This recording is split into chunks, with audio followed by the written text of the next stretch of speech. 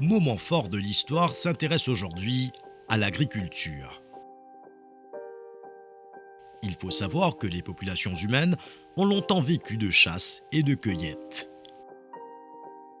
Avec la croissance démographique, les ressources alimentaires sont devenues progressivement plus difficiles à atteindre. Beaucoup des grands animaux qui étaient chassés avaient disparu. C'est là la première atteinte des sociétés humaines à la diversité des espèces. La première solution à ce problème de survie a été la révolution du néolithique, 12 000 ans de cela, dans la région du Croissant fertile au Proche-Orient. Là où ont été inventés d'une part l'agriculture et d'autre part l'élevage par la domestication de certaines espèces. La progression de la population a obligé les sociétés à étendre les territoires cultivés et donc à migrer. Ainsi, en Europe occidentale, des populations venues du Moyen-Orient ont introduit l'agriculture et l'élevage entre 6000 et 3500 ans avant notre ère. Une période où la pression démographique diminue fortement l'apport de la forêt, réduisant la diversité des espèces sauvages. Le paysage est alors constitué des terres travaillées grâce à des arrières attelées à des bœufs et cultivées en céréales, alternant avec une jachère herbeuse pour les animaux, ceci au milieu d'une forêt claire. Cette deuxième révolution technique agricole, celle de l'Antiquité, permettra d'alimenter une population croissante. La difficulté de travailler la terre là où les herbes sont envahissantes débouche sur la révolution du labour profond attelé, permettant de maîtriser l'enherbement. La jachère est alors utilisée intensivement pour nourrir le bétail dont les besoins en énergie sont accrus par le travail. Le même bétail devient une source de fertilité grâce au fumier.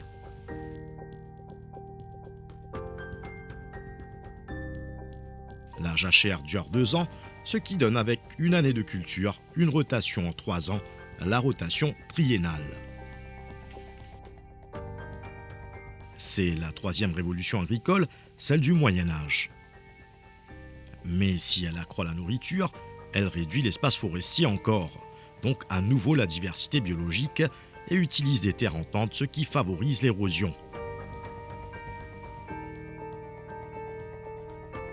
L'expansion démographique se poursuivant au XVIe siècle, s'invente dans les Flandres une quatrième révolution, la première des temps modernes. La fin de la jachère et le remplacement par des cultures fourragères, dont certaines les légumineuses, améliorent la fertilité du sol. La production par unité de surface augmente et l'élevage peut se développer et fournir des produits animaux, de la force de travail et de la fumure. On utilisera ainsi plus intensivement les complémentarités écologiques entre l'agriculture et l'élevage. C'est une révolution fourragère.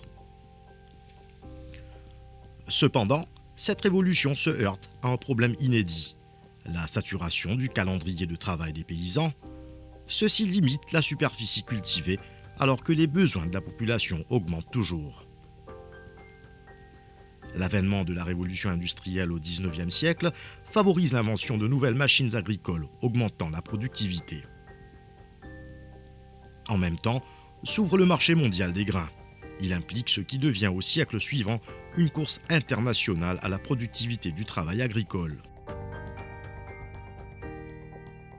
Ainsi, au début du XXe siècle, l'agriculture colonise une grande partie de la planète et simplifie les paysages en sélectionnant dans la nature les plantes et les animaux utiles, rejetant implicitement en partie les espaces de nature sauvage comme un solde à conquérir au fur et à mesure de la croissance des besoins des sociétés.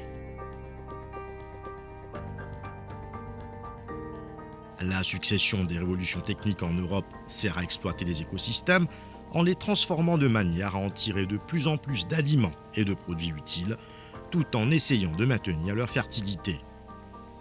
Mais cette progression d'agriculture dans l'espace se fait au détriment de la biodiversité et favorise l'érosion des sols.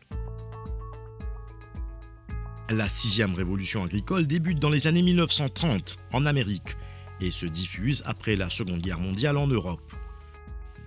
Il le fait grâce à la motorisation permise par l'arrivée du pétrole, la mécanisation, la fertilisation minérale, les engrais chimiques, la sélection des espèces et finalement la généralisation des produits chimiques de synthèse pour la santé des plantes et la généralisation des médicaments pour les animaux.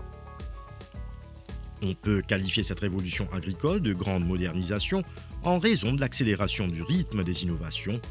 En Asie, on parlait de révolution verte. Révolution qui permet d'augmenter la production dans des proportions exceptionnelles et de combattre les pénuries et les famines. Mais elle entraîne, elle aussi, de graves inconvénients désormais bien connus.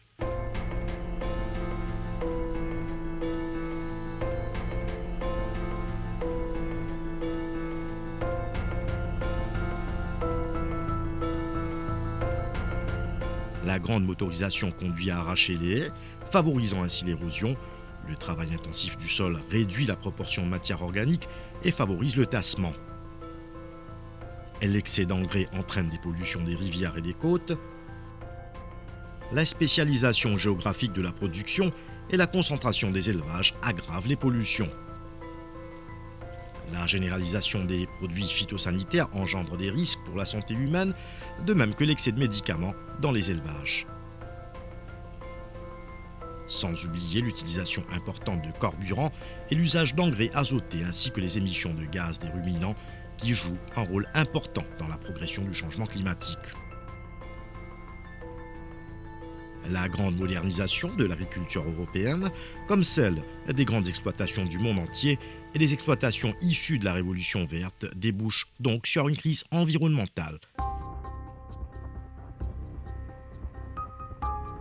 Ainsi, la nécessité de transformer les écosystèmes pour alimenter la population humaine grandissante s'est toujours traduite par une technologie permettant d'éloigner les famines, mais entraînant en même temps une détérioration environnementale. Bien sûr, tout au long de l'histoire, l'agriculture n'a pas été seulement une succession de transformations techniques, elle a été aussi accompagnée de transformations des sociétés.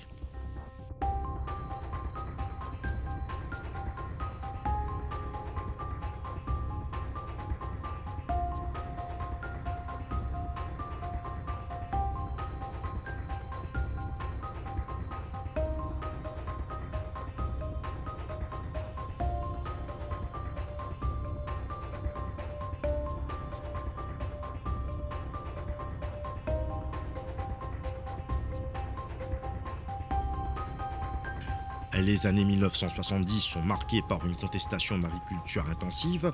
Cette mise en cause rencontre des échos favorables chez les consommateurs qui peu à peu vivent une mutation de la consommation alimentaire. L'apparition des supermarchés, perte de contact avec les producteurs conduisant à une perte de traçabilité. Sans omettre quelques scandales sanitaires, hormones de croissance, vaches folles, dioxines, ce qui amorce une perte de confiance dans l'industrie et l'agriculture, source de peur.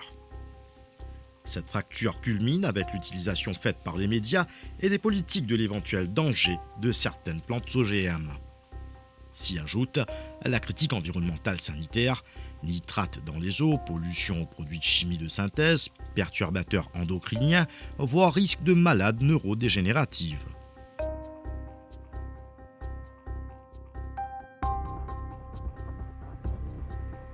Aussi bien, les mouvements environnementalistes se montrent plus virulents vis-à-vis de l'agriculture.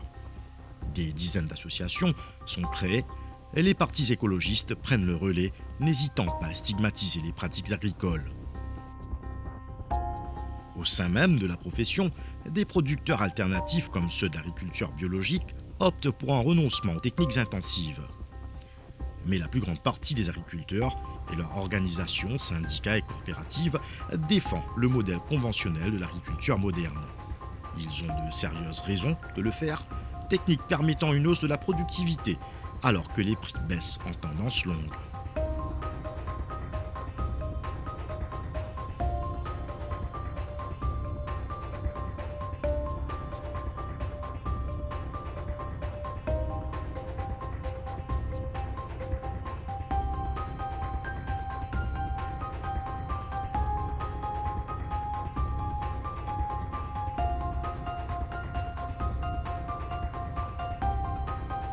Et cette conflictualité à propos des techniques de production ne cessera d'augmenter entre 1970 et 2010.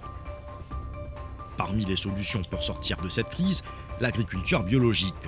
La première, à vouloir s'éloigner de l'agriculture conventionnelle et qui obéit pour cela à un cahier de charges rigoureux, ce qui inspire confiance aux consommateurs. Ensuite, des initiatives pour réduire le plus possible les intrants chimiques de synthèse ont été encouragées, comme l'agriculture raisonnée. De même, de nombreux réseaux font aujourd'hui la promotion des techniques diverses, agriculture de conservation, agriculture durable, agriculture intégrée. Limiter l'empreinte carbone de la production agricole, réduire la pollution des sols et de l'eau, préserver la biodiversité tout en répondant aux besoins alimentaires d'une population humaine en très forte augmentation, c'est bien là le double défi que doit relever l'agriculture de demain.